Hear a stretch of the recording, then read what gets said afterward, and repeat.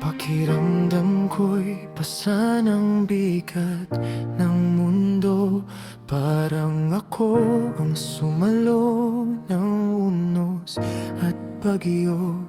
Mga pangarap ko'y tila laging nalalayo. Ngunit sa puso ko may tinig na nagsasabi ng totoo. Hindi man pabor ang takbo ng tadhana, may kamay na lihim na gumagabay pala. Hindi ko kailangan ng swerte ng sanlibutan, kung ang Diyos ang nagbibigay ng pabor mula sa kalangitan. Di man ibigay ang bawat nais kong makamtan, ibinigay niya ang sapat higit pa sa inasahan.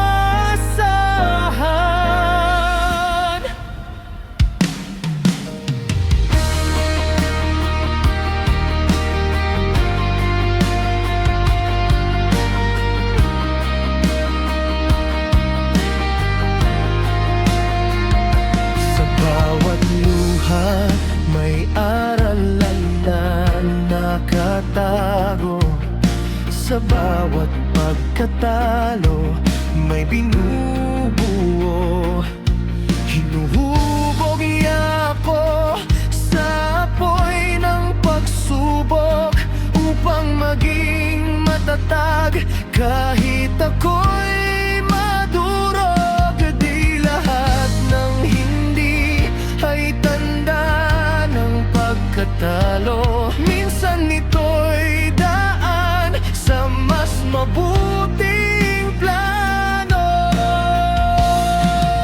Hindi ko kailangan ng swerte ng sanlibutan, kung ang Diyos ang nagbibigay ng pabor mula sa kalangitan. Di man ibigay ang bawat nais kong makamtan,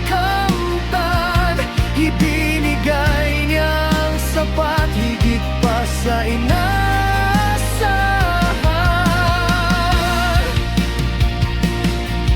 Kung kulang man sa paningin ng iba, sa mata niya ako'y sapat na. Hindi ako iniwan sa dilim, bagkus tinuruan niya akong manalig sa Kanya.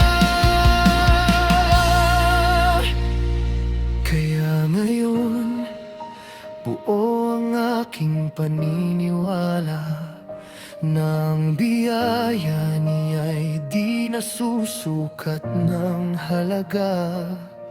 Hindi man lahat ay aking nakuha, ngunit ang kailangan ko Kanyang ipinagkaloob lang. Hindi ko kailangan ng swerte ng sanlibutan, kung ang Diyos ang nagbibigay ng pabor mula sa